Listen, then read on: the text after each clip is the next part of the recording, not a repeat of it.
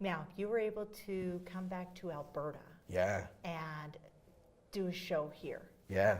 What would you love to do? Like out of all the books, all the shows you've ever seen, what would you like to either revitalize or create here in Alberta? I think what I would love to influence in Alberta is we have been known for Westerns and period pieces. It's great. But I think Alberta's really changed. And so when I remember Jean Yoon, who plays Amma on Kim's Convenience, she had done the play in Calgary, and she said she fell in love with Calgary, and she said that I could live in Calgary and be an actress. And I was like, wow, I was surprised that she would say it, coming from Toronto, coming from such an established career. And she said, because the city's changed. The province and the city's changed. So I would like to reflect that in the work coming out of this province and in Calgary, my city. So I don't have anything in mind, but I would love to do that. Specifically though, my first hit improv show was Northeast the Show, a show about growing up in the northeast of Calgary. Represent Northeast, Whitehorn, Castle Ridge, Falcon Ridge. Yeah. It is a very culturally rich quadrant of the city. Yes. It's a high crime rate. A lot of. It's nothing next to the American cities, let me tell you. It's got a lot of entrepreneurs in that there area. You go. I would love to bring a comedic look to that quadrant of the city, because I think that it's such a melting pot of culture and people, and I think comedy.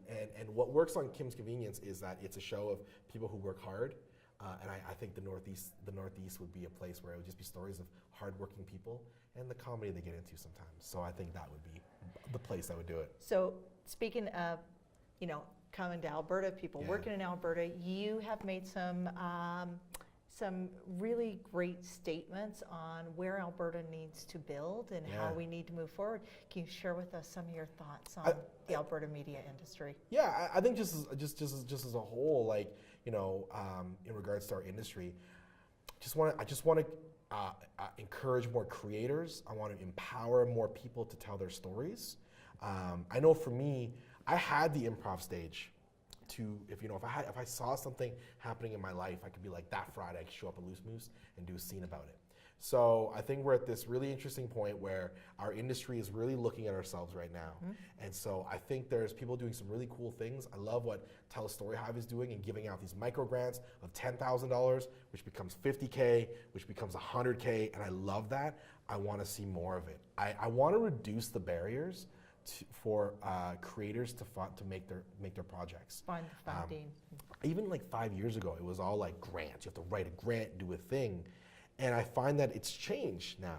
And so I'm happy to see where it's going to have more voices in the room, more seats at the table. So I think the path we're on is great. Let's keep doing that.